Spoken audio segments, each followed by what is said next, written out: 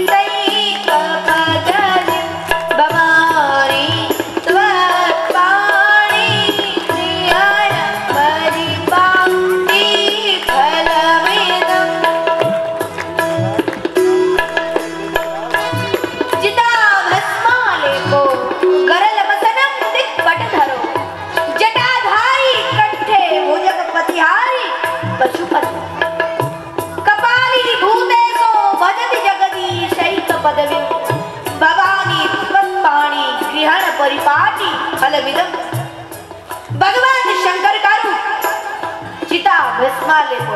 शरीर पर कुछ लगाते हैं, क्या लगाते हैं? जोर से भस्म लगाते हैं। यानी भगवान शंकर तुम्हें बताना चाहते हैं कि ये व्यक्ति, ये शरीर भस्म है, ये शरीर भस्म है, इसे ज्यादा ना सजाना। इसीलिए कहते हैं चिता भस्मा लेपो गरल मसनम दीपट धरो।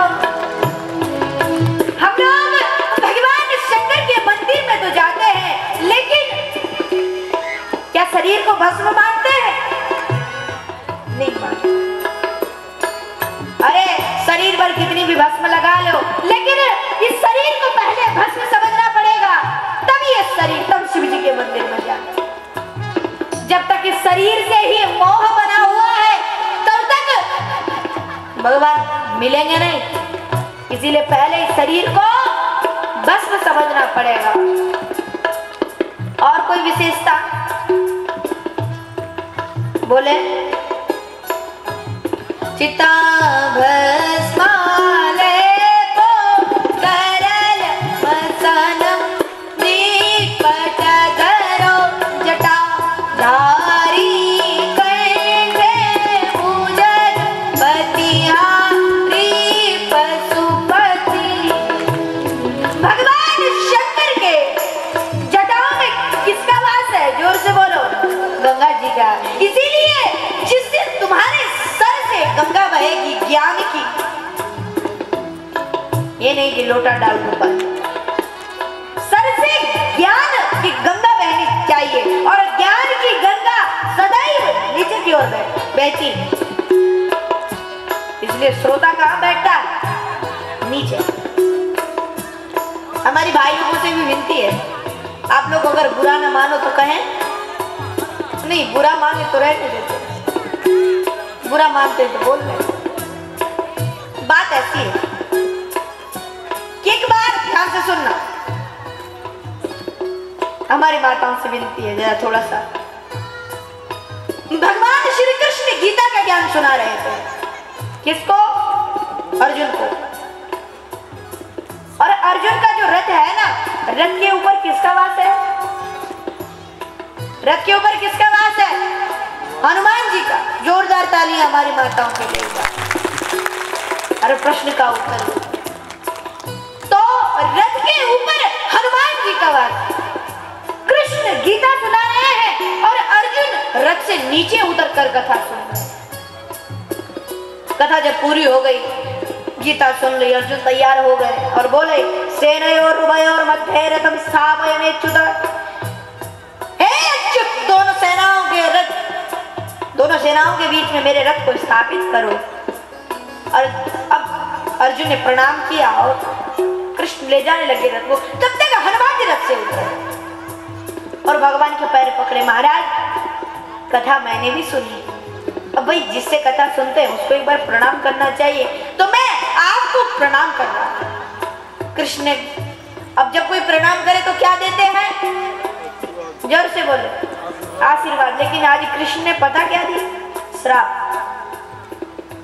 तो कथा सुनी आपने, कहां से? बोले रथ के ऊपर से।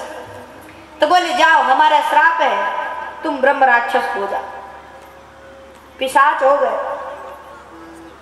हनुमान जी ने कहा, लोग कथा सुनकर पिशाच होकर तर जाते हैं और मैं पिशाच हो गया। क्यों महाराज? कथा सुनने का ये नतीजा मिला मुझे। बोले हाँ, इसमें हमारी गलती नहीं भाई, तुमने कथा ऊपर बैठकर सुनी, इसलिए जो कथा ऊपर बैठकर सुनता है उसे भी, इसमें हम क्या कर सकते? भाई ऐसा नहीं है, जिनको परेशानी है, कई माताओं के पैर में भी दर्द होता है, हमारे जो बुजुर्ग लोग हैं, पर जो लोग जवान हैं वो कृपया नीचे बैठे और अच्छा होगा। इसीलिए अब जब हनुमान जी पिशाच हो गए, हनुमान जी ने कहा भाई तो हम क्या करें अब, जो फिर से अपने शरीर में आए। बोले गीता पे भाष्य लिखे, फिर पिशाच भाष्य लिखा और फिर हनुमान जी अपने शरीर में। बुरा तो नहीं लगा किसी को, बुरा नहीं मानना आप लोग, हमारा काम है कहना। तो भगवान शंकर के सिर से ज्ञान की गंगा चल रही है और ज्ञान सदैव नीचे की ओर बहता है और सबको वो मिलता है। इसीलिए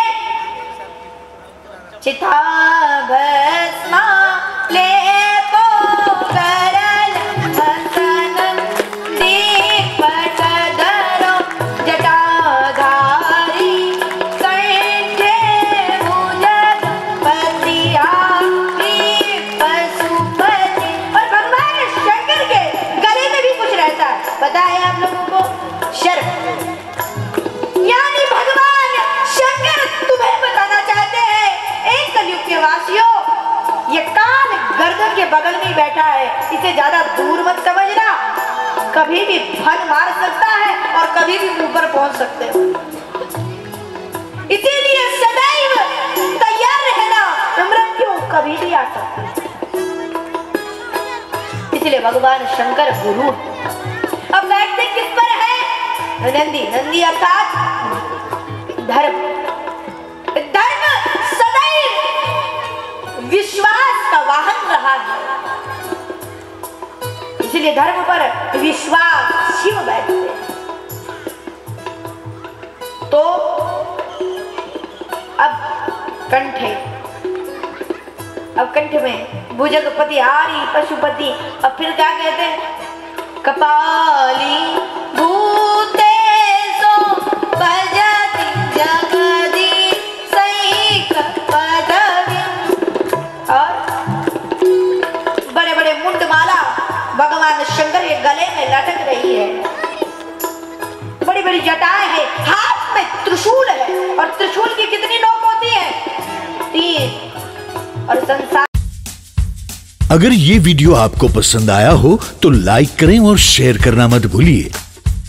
सब्सक्राइब करें लक्ष्य टीवी चैनल को और बेल आइकॉन पर क्लिक करना मत भूलिए लेटेस्ट वीडियो सबसे पहले पाने के लिए। में भी त्रिशूल है। 3 प्रकार के शूलों से व्यक्ति पड़ा हुआ है, लेकिन इन त्रिशूलों को हाथ में रखना है, अपने हाथ में त्रिशूल।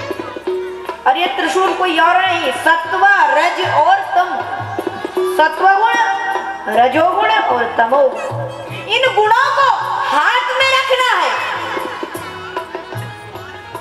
इसलिए और साथ में जब चलते हैं तो पत्नी जी कौन है? पार्वती जी। और पार्वती जी को तुलसी बाबा श्रद्धा कहकर बुलाते हैं। इसीलिए पार्वती श्रद्धा, विश्वास का विवाह श्रद्धा से होता है। तुम में श्रद्धा तो है, पर अगर भगवान के प्रति विश्वास नहीं तो वो श्रद्धा किसी काम की। अपनी श्रद्धा में विश्वास होना चाहिए, अपनी भक्ति में विश्वास होना चाहिए। पर लेकिन आज व्यक्ति की भक्ति में विश्वास नहीं, कोई कुछ सिखा दे तो बस उसी की तरफ। इसलिए हमारी श्रद्धा में विश्वास होना चाहिए।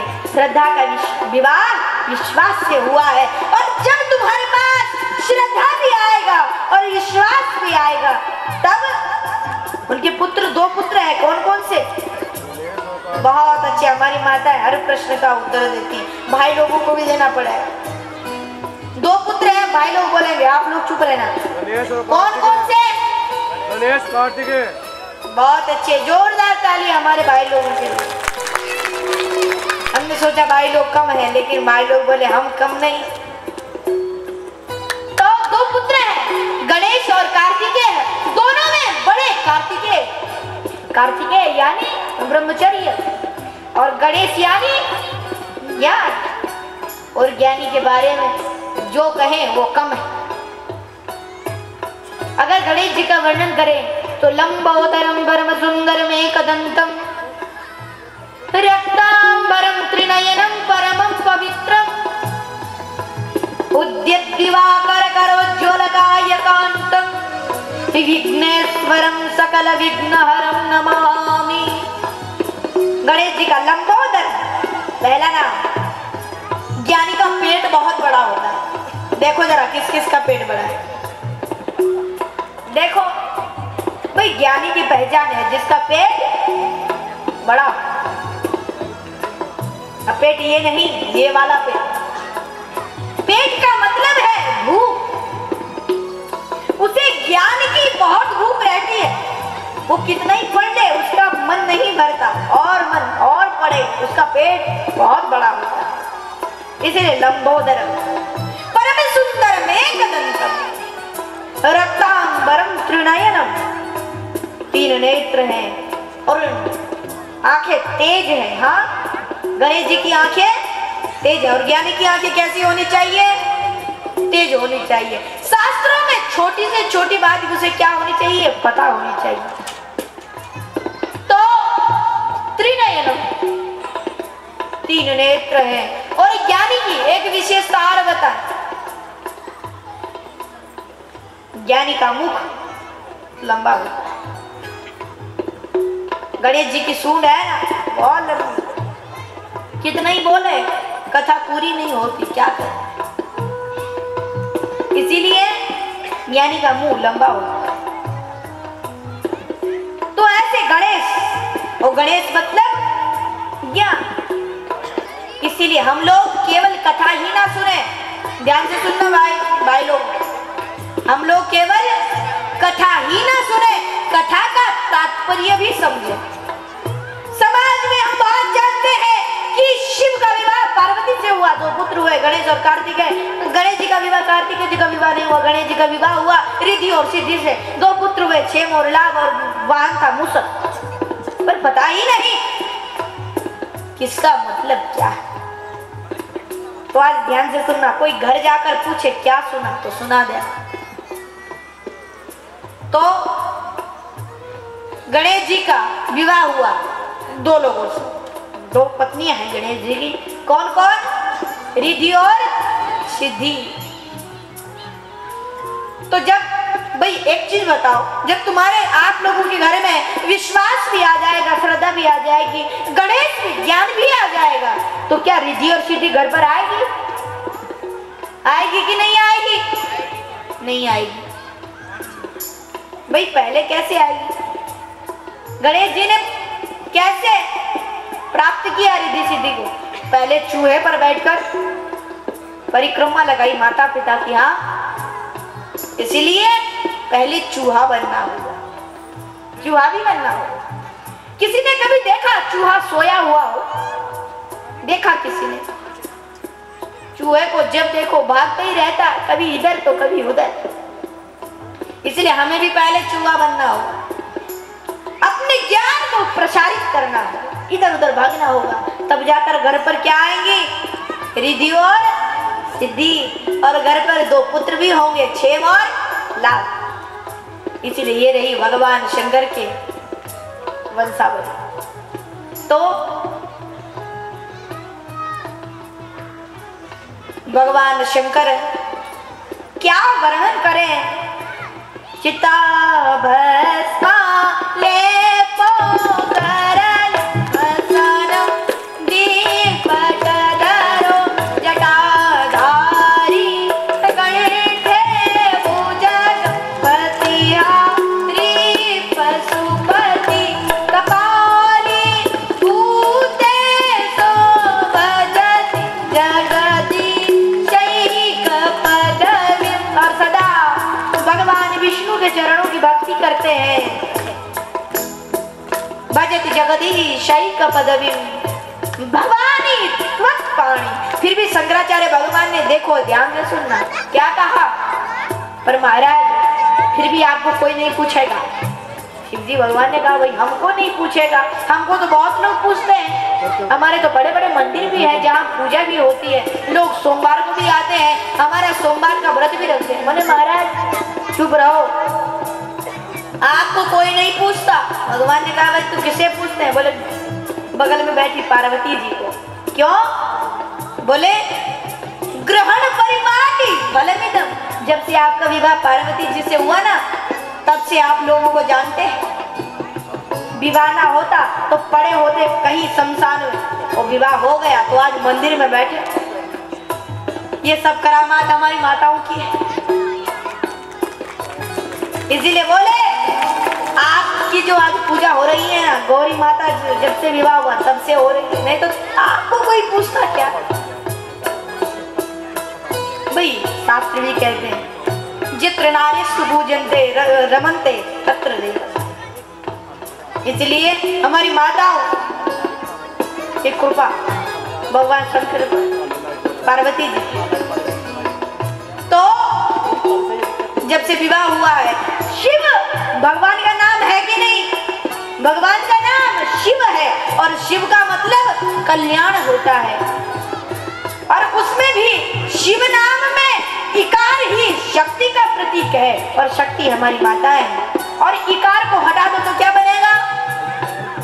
जोर से बोलो भाई, भाई लोगों को सुनना चाहिए। हाँ, हम लोग बोलेंगे तो नहीं समझेंगे, आप लोग बोलो।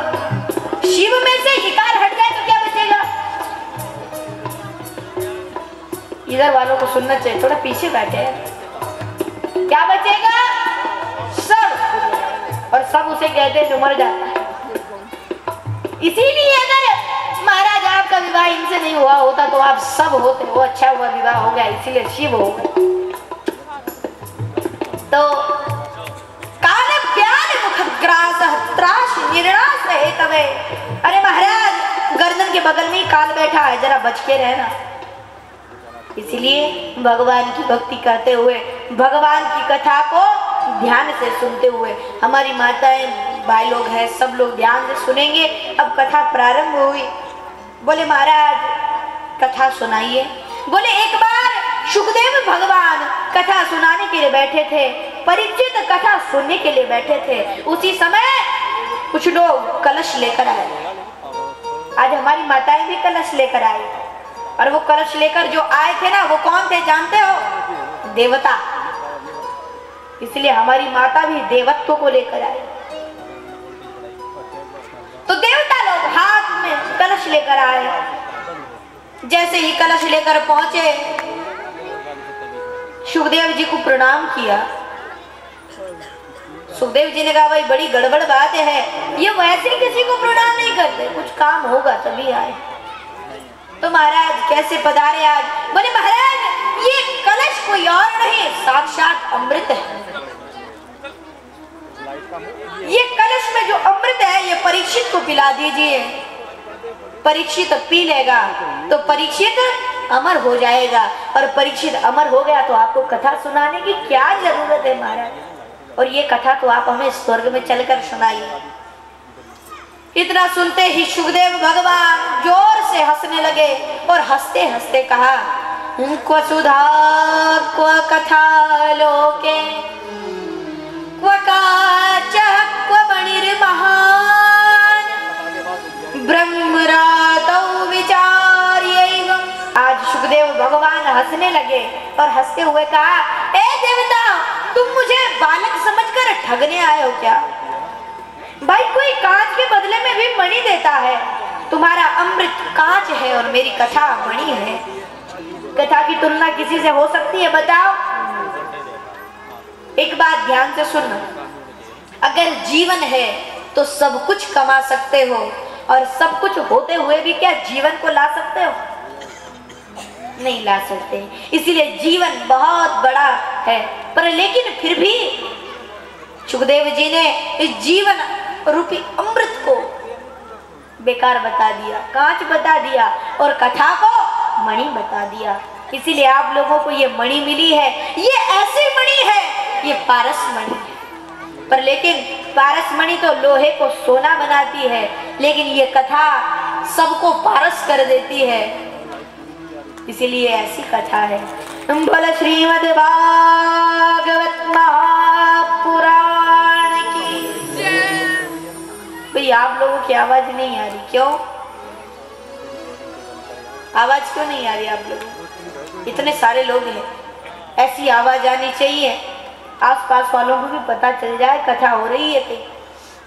इसीलिए जोर से जयकारा लगाते हुए बोले श्रीमद् भागवत महापुराण की।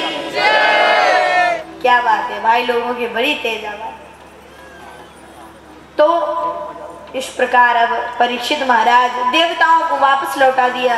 देवता सत्यलोक में गए, वहां तोला गया तो सब पुराणों से भारी जब तब कर्म साधन योग विद्या सबको एक पलड़े पर ब्रह्मा जी ने रखा, एक पलड़े पर श्रीमद् भागवत महापुराण को रखा।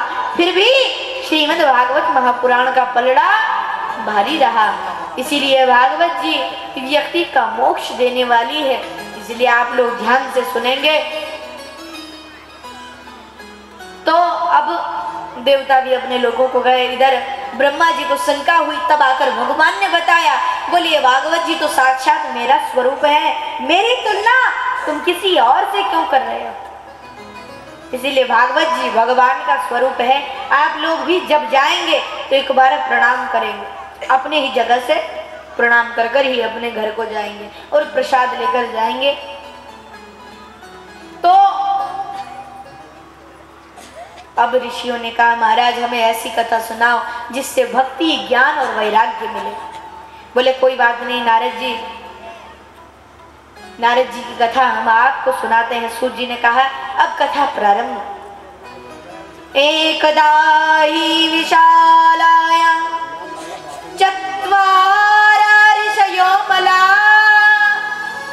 सत्संगार्थं समायाता ददृशुस्तत्र नारदम्। एक बार विशालापुरी में 4 ऋषि बैठे हैं, शनकादिक ऋषि, सनक सनंदन सनातन और सनत कुमार, ये 4 ऋषि बैठे हैं। इधर नारद जी महाराज वहां घूमते फिरते पहुंच गए। ऋषियों ने देखा नारद का मुख मुरझाया हुआ था। संत सदैव चिंतन करता है, चिंता नहीं। इसीलिए ऋषियों को शंका हुई, नारद इतने बड़े संत होकर भी चिंता कर रहे हैं। देखो चिंता और चिता समान है और दोनों में खतरनाक चिंता है, क्योंकि चिता तो मुर्दों को जलाती है, चिंता जीते जी व्यक्ति को जला देती है। इसलिए हमें चिंता नहीं करनी चाहिए, हमें चिंतन करना चाहिए भगवान का। इसीलिए आज नारद जी महाराज को देखकर शंका हुई। ऋषियों ने कहा महाराज प्रणाम नारद जी। नारद जी ने प्रणाम किया। ऋषियों ने कहा महाराज आपको देखकर तो ऐसा लग रहा है मानो आपका सारा धन लुट गया हो। आपको देखकर ऐसा लग रहा है। कई जगह श्रोता भी ऐसे होते हैं, उन्हें देखकर ऐसा लगता है पकड़ कर लाए होंगे, बैठा दिया। होता है कई जगह, आप लोगों के लिए नहीं कह रहे, पर लेकिन कोई श्रोता हो, जो कई जगह ऐसे भी श्रोता मिल जाते हैं जिन्हें देखकर ऐसा लगता है जबरदस्ती पकड़ कर लाए होंगे और बैठा दिया होगा। 3 घंटे कथा है सुननी, इसीलिए कई जगह ऐसे भी श्रोता, पर लेकिन बेचारे वो ऐसे बैठे होते परेशान। आप लोग तो कोई परेशान नहीं, चलो अच्छा। तो अब नारद जी महाराज को देखकर कहा क्या चिंता है नारद जी?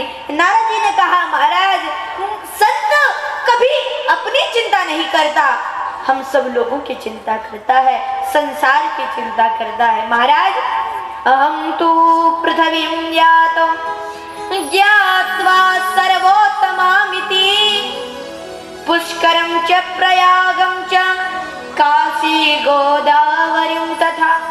महाराज मैं हरिक्षेत्र गया, कुरुक्षेत्र गया, श्रीरंग गया, सेतुबंधन गया, सारे तीर्थ घूम आया, लेकिन आनंद नहीं आया। वो भगवान की अनुभूति नहीं हुई जो पहले हुआ करती थी। मैंने सोचा था इस पृथ्वी में कभी भगवान मनुष्य के रूप में आते हैं, कभी ऋषि के रूप में आते हैं, कभी पशु के रूप में आते हैं, और कभी तो पशु और मनुष्य एक साथ आ जाते हैं। मनुष्य रूप में राम बनकर आए, संत रूप में कपिल देव बनकर आए। अगर ये वीडियो आपको पसंद आया हो तो लाइक करें और शेयर करना मत भूलिए। सब्सक्राइब करें लक्ष्य टीवी चैनल को, हाँ, और बेल आइकॉन पर क्लिक करना मत भूलिएगा लेटेस्ट वीडियो सबसे पहले पाने के लिए।